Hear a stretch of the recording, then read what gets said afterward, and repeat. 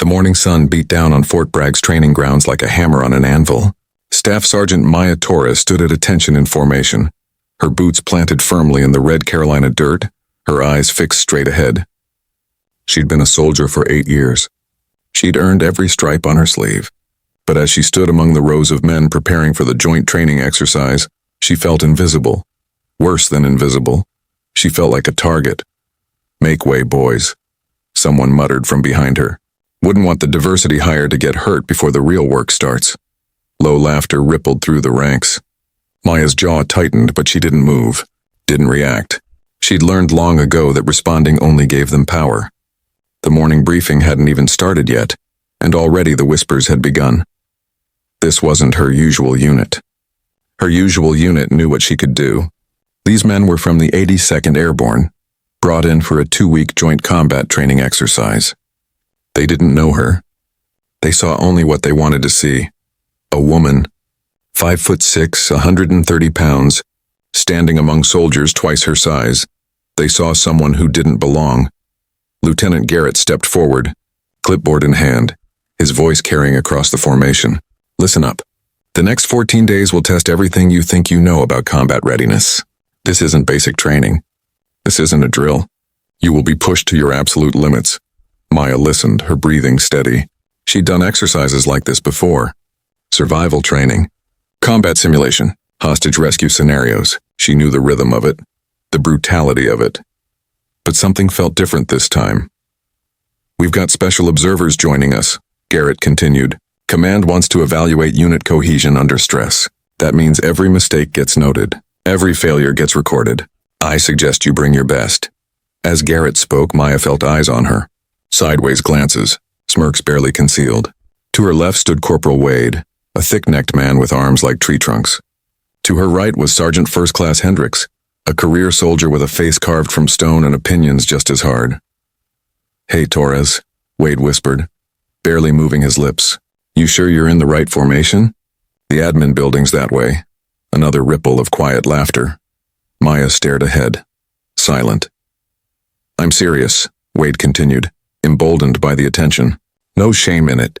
Paperwork's important too.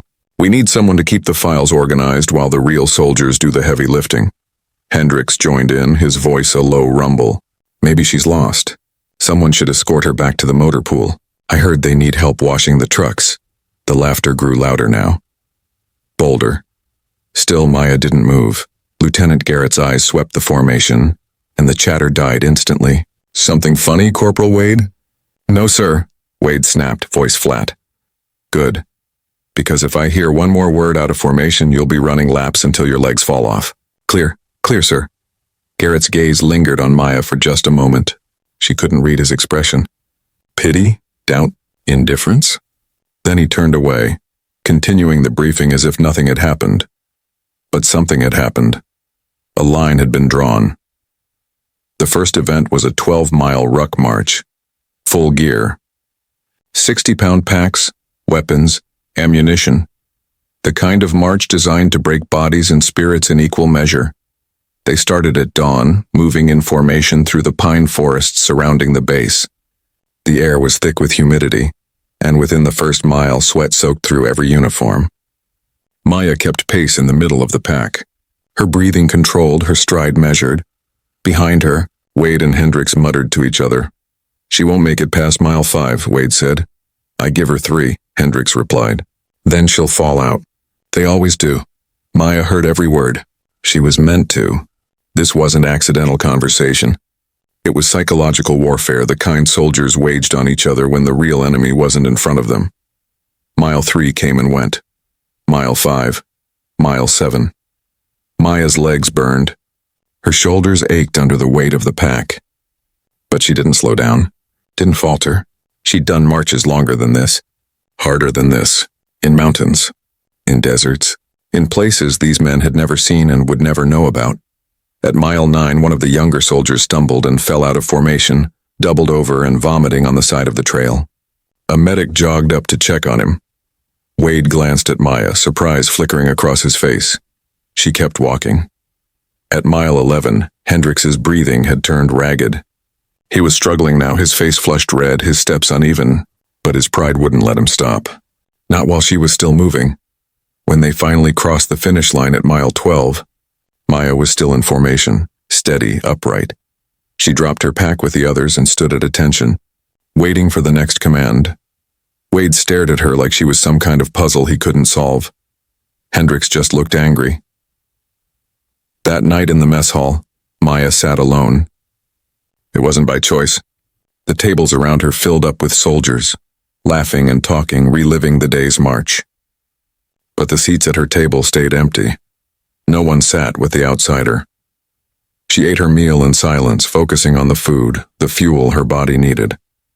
She didn't need their approval, didn't need their friendship. She just needed to get through the next 13 days. But isolation has a weight of its own.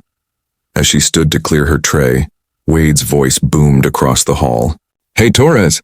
Impressive work today.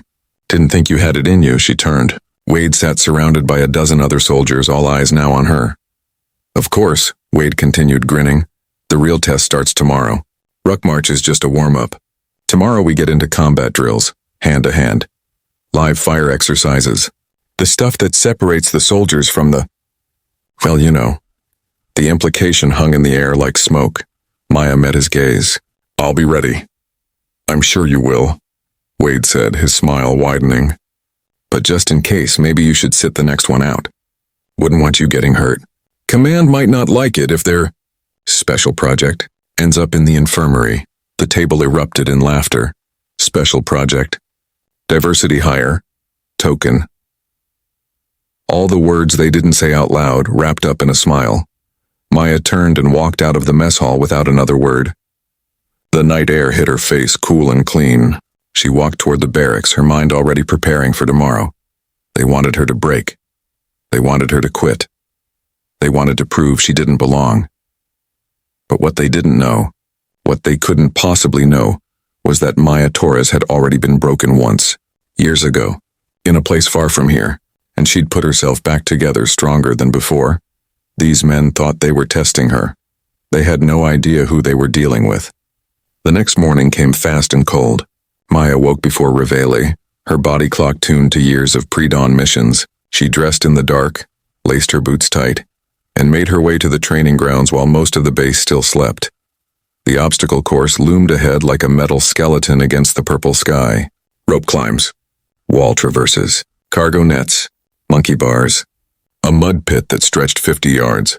She'd run courses like this 100 times before, but never under these circumstances, never with something to prove to people who'd already decided she wasn't worth their respect.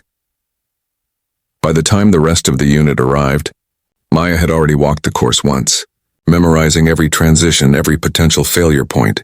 Lieutenant Garrett appeared with his clipboard, along with someone new. A tall officer Maya didn't recognize, wearing no name tape, no unit insignia, just rank. "Colonel, the mystery observer. Formation," Garrett shouted. The soldiers lined up quickly and Maya took her place. This time they'd physically moved away from her, leaving gaps on either side like she carried some contagious disease. The message was clear. She wasn't one of them. "Today's exercise is individual timed runs through the O course," Garrett announced. "Standard infantry qualification. You know the drill. Fail time is 8 minutes. Passing is 6. Excellence is under 5. You'll go alphabetically by last name." Maya's stomach tightened. Torres, she'd be near the end. She'd have to watch almost everyone else go first, the anticipation building like pressure in a sealed container. The first soldier stepped up, Corporal Anderson. He attacked the course with aggressive speed, muscling through obstacles with brute force. His time, 5 minutes, 42 seconds, respectable. Next came Corporal Davies, then Specialist Freeman. One by one, the soldiers ran the course. Most finished between 5 and 6 minutes. Few struggled, barely making the 8-minute cutoff. One soldier failed completely, his arms giving out on the rope climb. Wade went and dominated, finishing in 4 minutes, 58 seconds. He jogged back to formation with a swagger, chest out, soaking in the congratulations from the other men. Then Hendricks ran it in 5 minutes, 12 seconds, solid, professional. The whole time, the nameless colonel stood beside Garrett watching, writing notes. His face revealed nothing. Finally, Garrett called out, "Staff Sergeant Torres, you're up." Maya stepped forward. Every eye was on her now. The course stretched ahead, unforgiving and brutal. She approached the starting line and waited for the signal. "On your mark," Garrett said. Maya's breathing slowed. Her vision narrowed. "Go." She exploded forward, hitting the first obstacle at a dead sprint. The rope climb came first, 30 feet of thick cord that shredded hands and tested grip strength. She attacked it with technique, not strength, using her legs to clamp and push, her hands to guide, up and over in seconds. The horizontal bars next. She swung across them with momentum, barely pausing between grips. Her small frame, the thing they mocked, became an advantage here. Less weight to carry, more agility.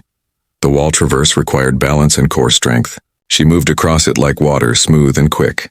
Into the mud pit now, crawling under barbed wire, the cold, wet earth soaking through her uniform. She kept her body flat, her movements efficient, no wasted energy. Out of the pit and onto the cargo net. She scaled it fast, her fingers finding holds instinctively. Over the top and down the other side. The monkey bars stretched 40 feet across a sandpit. Miss your grip and you fail. She reached up, caught the first bar and swung into rhythm. Hand over hand, her shoulders burning, her core engaged. She could hear Wade's voice in her head. She won't make it. She made it. The final obstacle was a second rope climb, followed by a sprint to the finish line. Her arms were screaming now, fatigue flooding her muscles. But she dug deep, found something beyond physical strength. She climbed. And when she hit the top, she dropped down and ran like hell for the finish line. Garrett clicked the stopwatch as she crossed. 4 minutes, 53 seconds. Silence fell over the formation. Maya bent forward, hands on her knees, gasping for air. Her heart hammered against her ribs. But she'd done it. Faster than Wade, faster than Hendricks, faster than almost everyone. She straightened and walked back to formation, her face neutral, her emotions locked down tight. Wade's face had gone pale. Hendricks looked like he'd bitten into something rotten.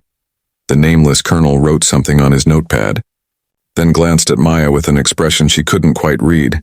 Garrett's voice cut through the tension. "Outstanding time, Staff Sergeant. Fall back in." But as Maya took her place in formation, she felt it. The shift. The resentment crystallizing into something harder, something meaner. She hadn't won their respect. She'd made it worse. The afternoon brought hand-to-hand combat drills, grappling, defensive techniques, close quarters fighting, the kind of training that left bruises and sometimes broke bones. They paired off randomly, drawing numbers from a helmet. Maya drew number 17. So did Wade. The smile that spread across his face was not friendly. Well, he said, stepping into the practice ring. "Looks like it's you and me, Torres. Try not to get hurt, okay? I'd feel real bad if I had to explain to the brass why their special project ended up in the hospital." The other soldiers gathered around the ring, forming a loose circle. This had become entertainment now, a spectacle. Lieutenant Garrett stood at the edge, arms crossed. The colonel remained nearby, watching. "Standard grappling rules," Garrett announced. "Pin or submission? 3 rounds. Keep it professional." Wade was 6'2" and easily 220 pounds of muscle. Maya was 5'6" and 130 pounds soaking wet. The size difference was absurd, dangerous, but size wasn't everything. The whistle blew. Wade came at her like a bull, trying to use his weight advantage to overwhelm her immediately. Maya sidestepped, letting his momentum carry him past. He stumbled, caught himself, turned around angry. "Stand still," he growled. He charged again. This time Maya didn't dodge. She stepped in close, inside his reach, and used his own force against him. A hip throw, perfectly executed. Wade went down hard, the impact knocking the wind out of him. The circle of soldiers went quiet. Wade got up slowly, his face red. Not from exertion, from humiliation. "Lucky," he muttered. The whistle blew for round 2. This time Wade was more careful, more tactical. He circled her, looking for an opening. When he lunged, he was faster, smarter. He caught her arm, tried to pull her into a lock. But Maya rolled with it, reversed the position, and suddenly Wade was face down in the dirt with his arm twisted behind his back at an angle that made several onlookers wince. "Tap out," Maya said quietly. Wade's free hand slapped the ground. Once. Twice. The whistle blew. Maya released him and stepped back. Wade got up, and this time there was something dangerous in his eyes, something beyond pride or competition. This had become personal. Final round, Garrett called out. The whistle blew. Wade didn't charge this time. He circled, waited, then feinted left and went right, catching Maya off guard. His hand closed around her throat, not squeezing, not yet. But the threat was clear. This had crossed a line. Maya reacted on instinct, on training that went deeper than anything taught at Fort Bragg. Her hand struck his wrist at a pressure point, breaking his grip. Then she moved, fast and fluid. A series of techniques that shouldn't have been in a standard soldier's playbook.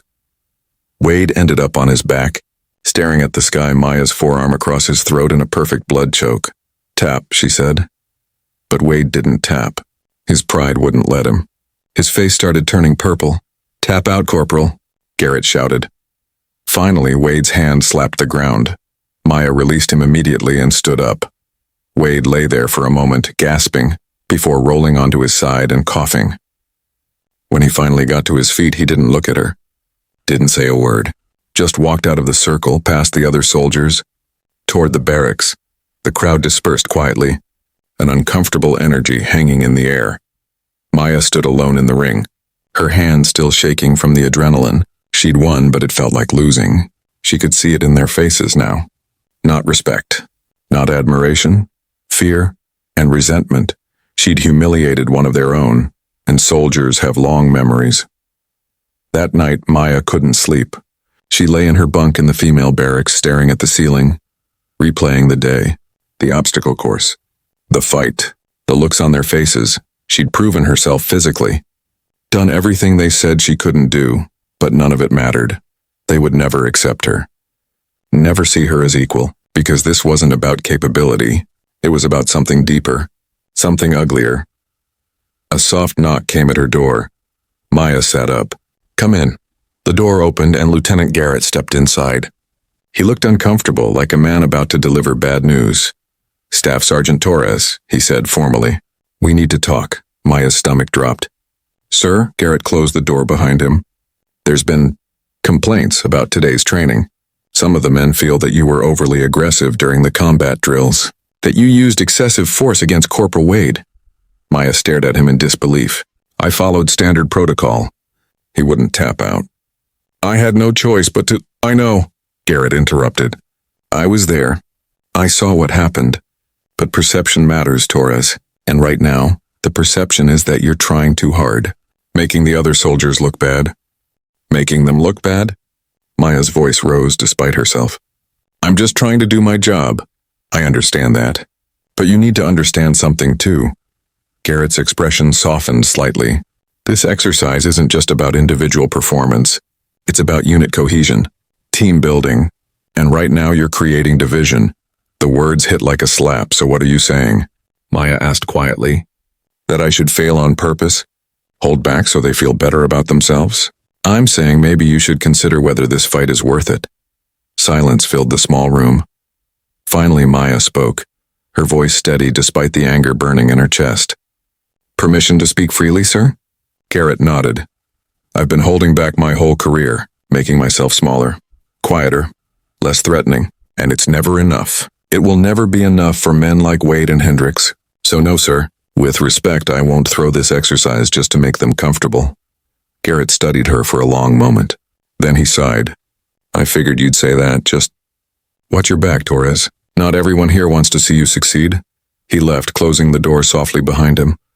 Maya sat in the darkness, her mind racing. Watch your back. The warning echoed in her ears. Something was coming, something worse than mockery or exclusion, and she had no idea just how right she was. The trouble started on day 9 of the exercise. Maya woke to find her gear missing. Not all of it. Just the essentials. Her rifle's firing pin, her compass, the batteries from her night vision equipment, small things that would be catastrophic during the day's mission. A 12-hour combat simulation in the dense pine forest surrounding Fort Bragg. She stood in the supply room, staring at her tampered equipment, her jaw clenched tight. This wasn't an accident. Someone had gone through her locker during the night. Someone had sabotaged her. The question wasn't who. The question was whether she'd report it. If she reported it, she'd be labeled a complainer, a troublemaker who couldn't handle the pressure, the kind of soldier who ran to command every time things got hard. It would confirm everything they already believed about her. If she didn't report it, she'd go into the field unprepared. And in a combat simulation with live ammunition and real consequences, unprepared meant dangerous. Maya made her decision in seconds. She'd fix it herself. She spent the next 40 minutes pulling favors, borrowing parts, scavenging what she needed from spare equipment. By the time formation was called, her gear was operational. Barely, but she'd lost precious prep time. And everyone knew it. Lieutenant Garrett stood before them as the sun climbed over the tree line, the mysterious colonel once again at his side. Behind them, 3 Humvees idled, engines rumbling. Today's exercise simulates a hostage rescue scenario, Garrett announced. You'll be divided into 3 teams, Alpha, Bravo, and Charlie. Each team has a different insertion point. Your objective is to locate and extract the hostage before the enemy combatants, played by our special operations trainers, eliminate the target. You have 12 hours. Failure means the hostage dies. Questions? No one spoke. Garrett began reading names. Alpha team, Wade, Hendricks, Davies, Freeman. Maya waited, her heart sinking as name after name was called for Alpha and Bravo teams. The strong soldiers, the respected ones, the men who'd proven themselves. Charlie team, Garrett finally said, and Maya's stomach dropped. Torres, McKinney, Patterson, Lee, and Ruiz. Maya glanced at her assigned teammates. McKinney was a kid, barely 20, on his first major exercise. Patterson had failed the obstacle course. Lee had twisted his ankle on day 3 and was still limping. Ruiz was solid but quiet, an outsider himself. They'd given her the weakest team. This wasn't random assignment. This was deliberate. Wade caught her eye from across the formation, a slight smirk on his face. The message was clear. Let's see how good you really are when you can't rely on yourself alone. The teams loaded into separate vehicles and drove to their insertion points.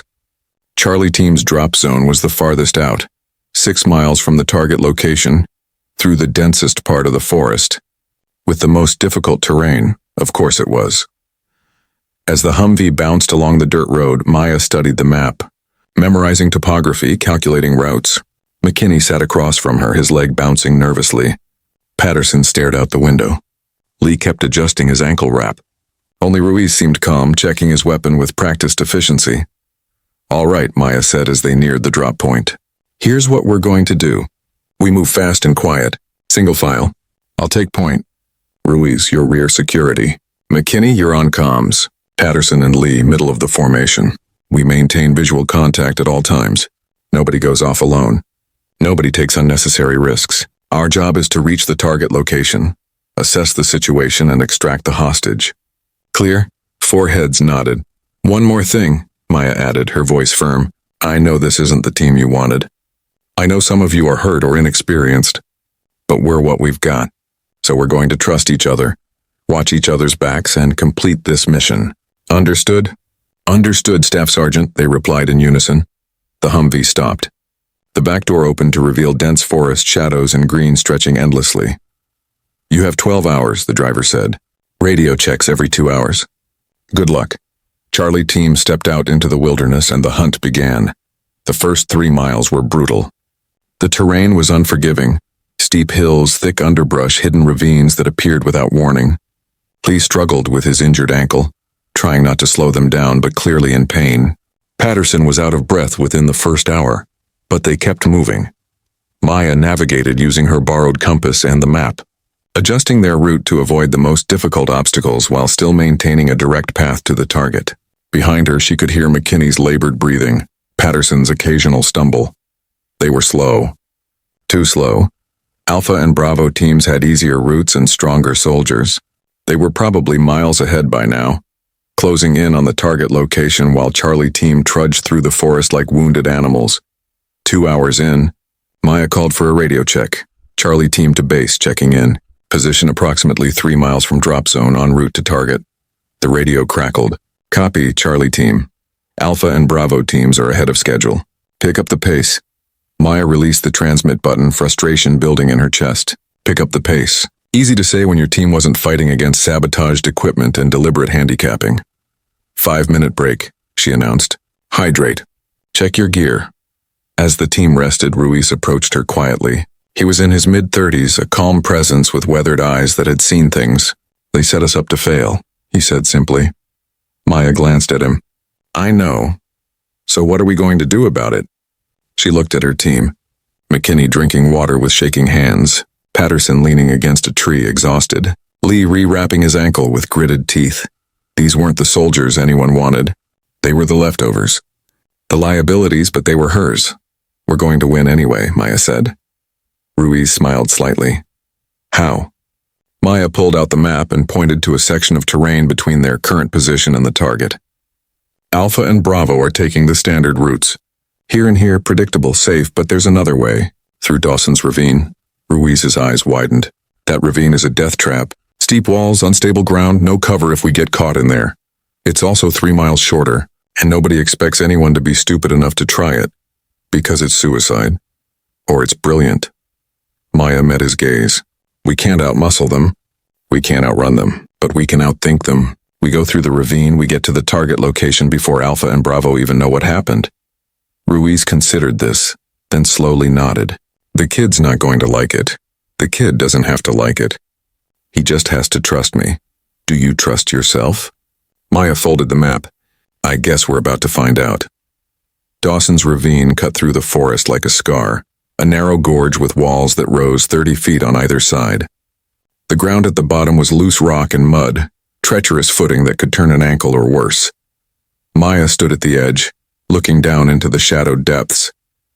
This was insane.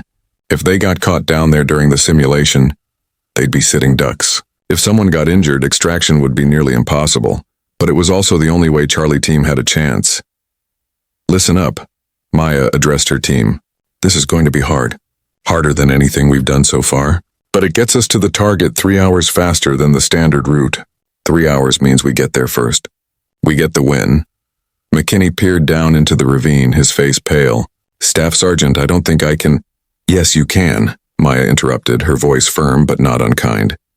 I know you can, but I need you to trust me. Can you do that? The young soldier swallowed hard, then nodded. Patterson? Lee, you with me? Both men nodded, though neither looked confident. All right then. Single file. Slow and steady. Watch your footing. If someone falls, we stop and help. We move as a team or we don't move at all. Let's go. Maya descended first, her boots sliding slightly on the loose rock. She found her footing, tested each step before committing her weight. Behind her, she heard the others following, the sound of rocks tumbling, of heavy breathing, of quiet cursing. The ravine swallowed them whole. 30 minutes in, Patterson slipped. His foot caught a loose stone and he went down hard, sliding 10 feet before catching himself on a jutting rock. He cried out more from fear than pain. Hold position, Maya called out. She climbed back up to Patterson, her hands finding holds in the ravine wall. When she reached him, she saw blood seeping through his pants leg. He'd cut his knee on the rocks. I'm fine, Patterson gasped. I can keep going. I know you can, Maya said. She pulled out her first aid kit and quickly bandaged the wound. But we're going to take it even slower now. No heroics, just steady progress, okay? Patterson nodded, gratitude in his eyes. They continued descending.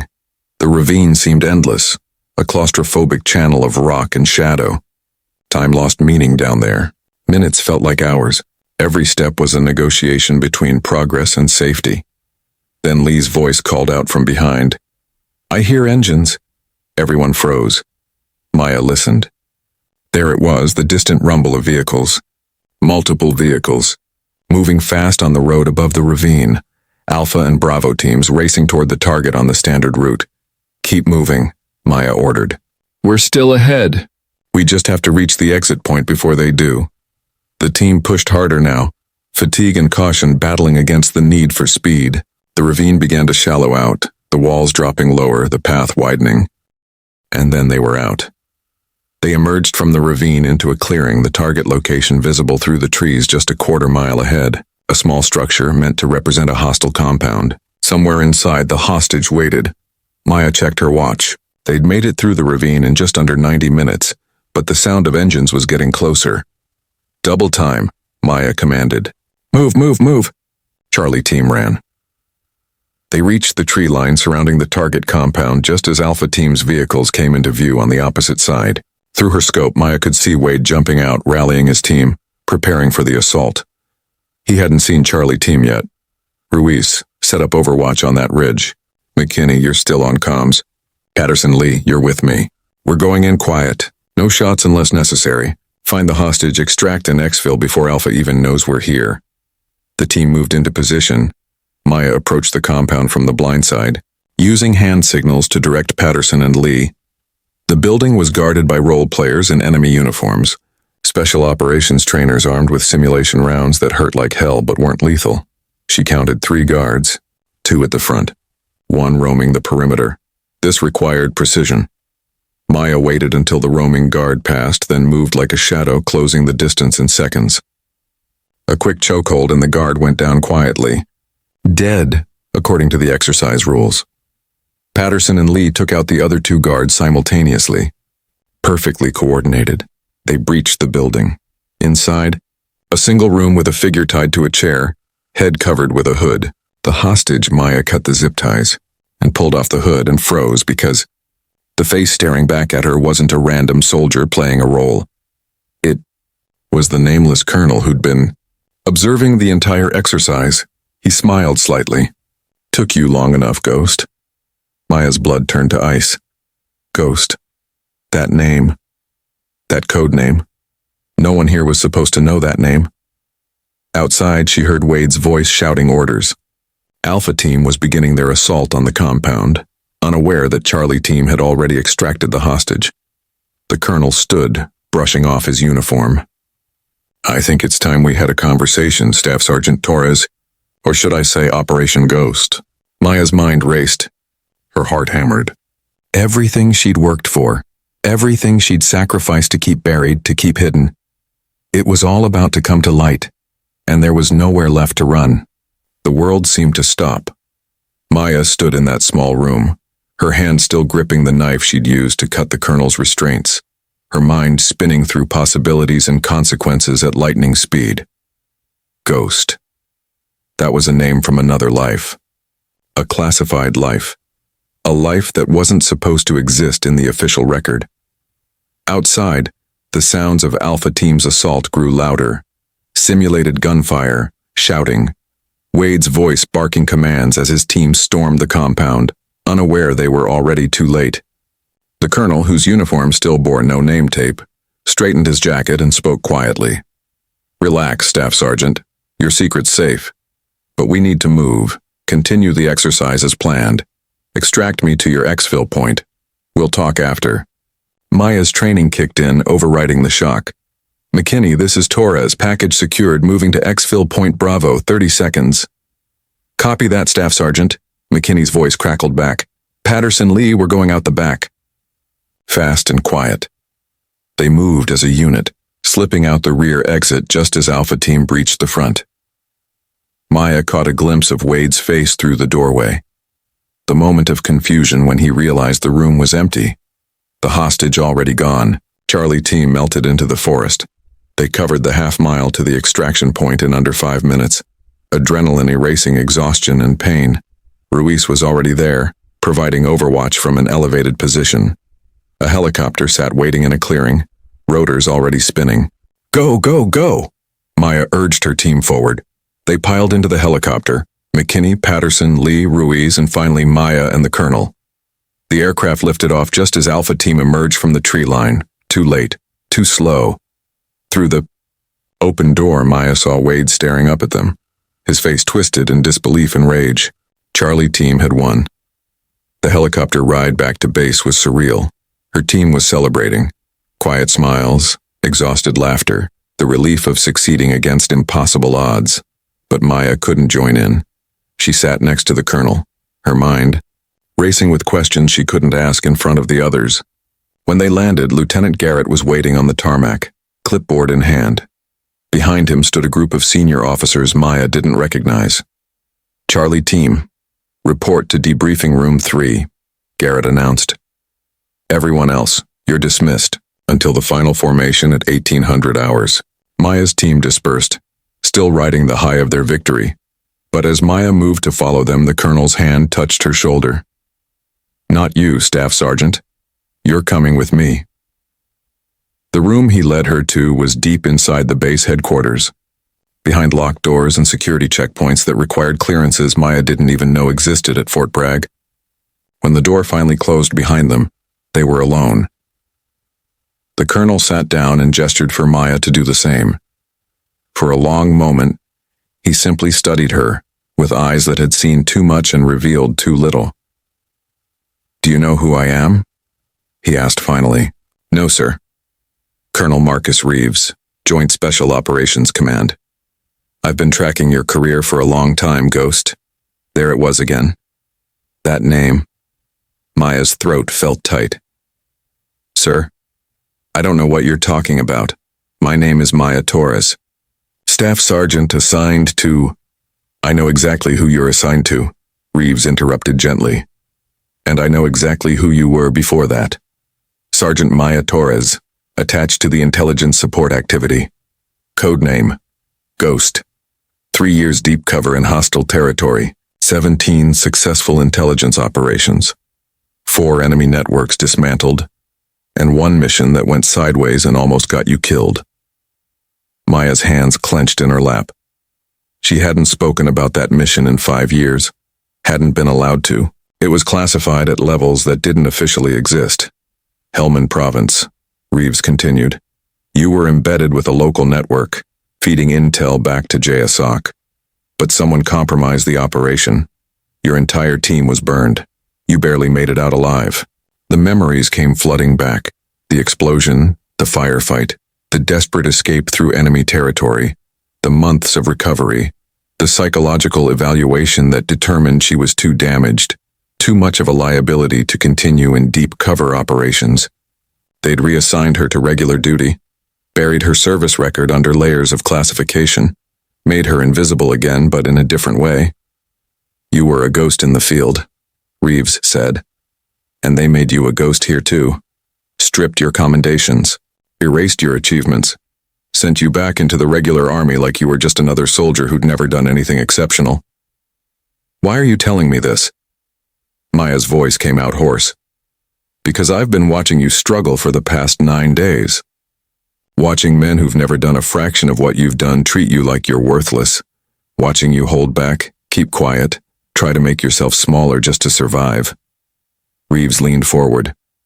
"But you don't have to be small anymore, Ghost. That's why I'm here. That's why this entire exercise was designed the way it was." Maya's eyes widened. You set this up?" "Not the harassment, not the sabotage. That was all them, proving exactly why this needed to happen."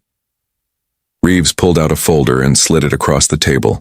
"I set up the observation, the evaluation. I needed to see if you still had it. The skills, the instincts, the ability to lead under impossible circumstances." Maya opened the folder.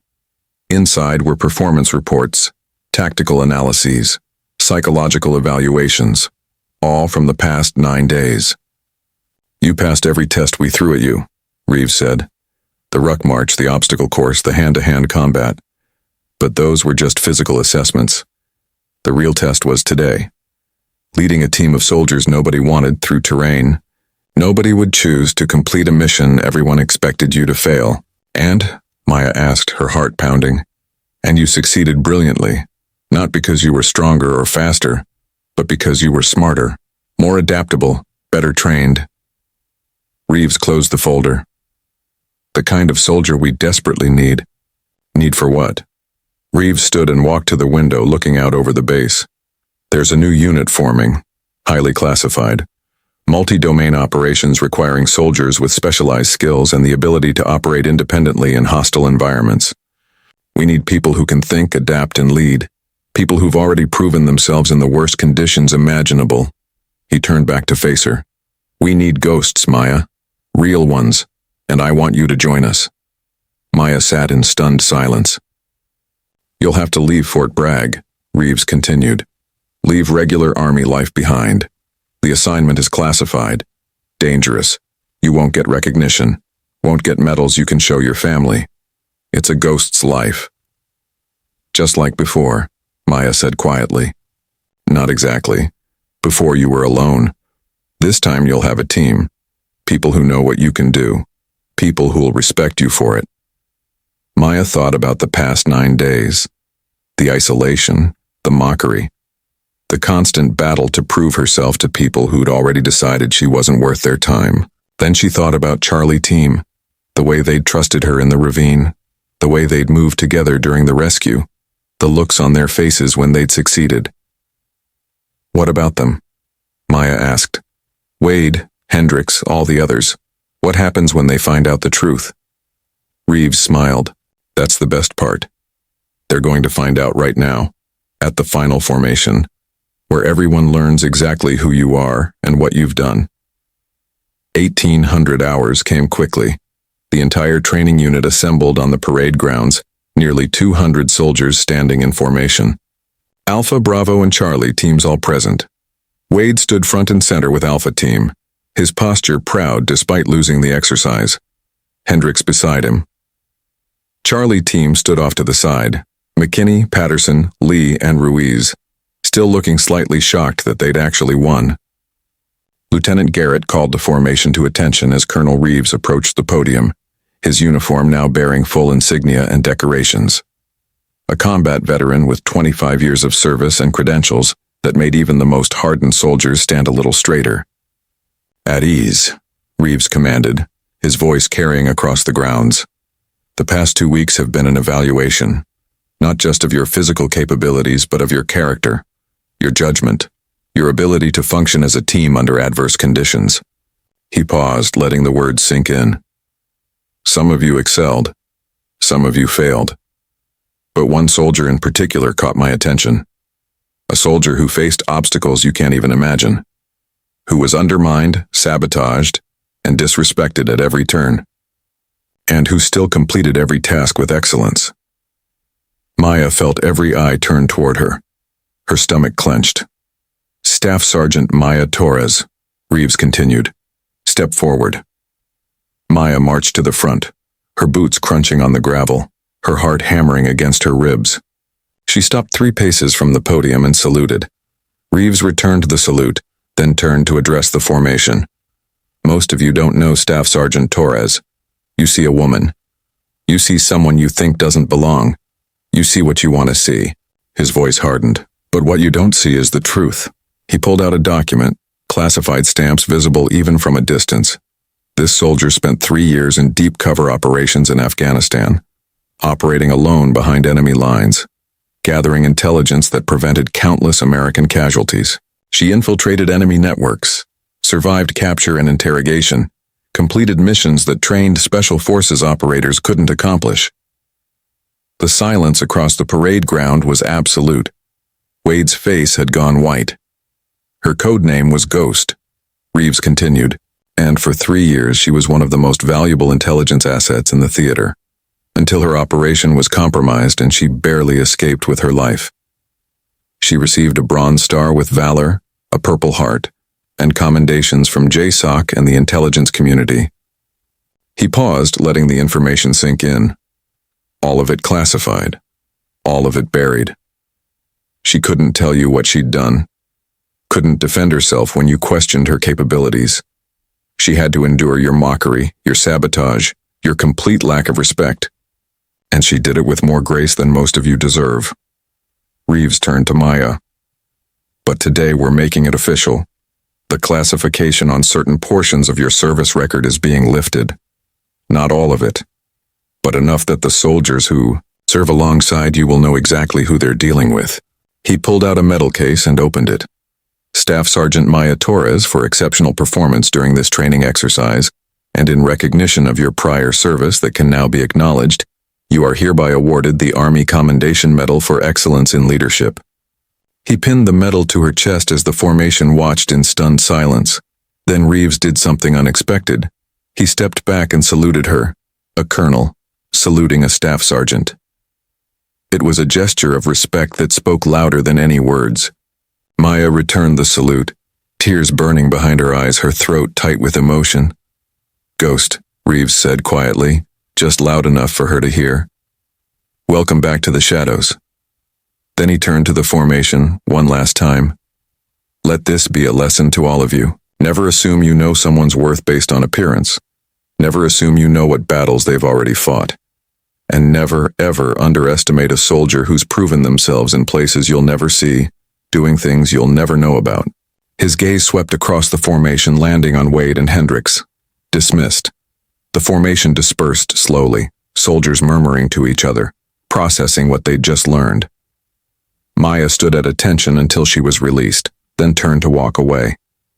But Wade was there, blocking her path. For a long moment, they just looked at each other. All the hostility, all the mockery, all the sabotage hanging in the air between them like smoke. "I didn't know," Wade said finally, his voice rough. "You didn't want to know," Maya replied quietly. That was the point. Wade flinched. Then slowly he extended his hand. "I was wrong. About everything." Maya looked at the offered hand. She could refuse it, could walk away and leave him standing there. Part of her wanted to, but that wasn't who she was. She took his hand and shook it once, firm and brief. "Don't make the same mistake again," she said. "Not with me, not with anyone else." "I won't," Wade promised, and for the first time, she believed he meant it. As Wade walked away, Hendricks approached. He didn't offer his hand. He simply nodded, a gesture of respect between soldiers. Maya nodded back. Then her team surrounded her. McKinney, Patterson, Lee, and Ruiz, all talking at once, asking questions, expressing disbelief and admiration. They'd known her as their staff sergeant. Now they knew her as something more.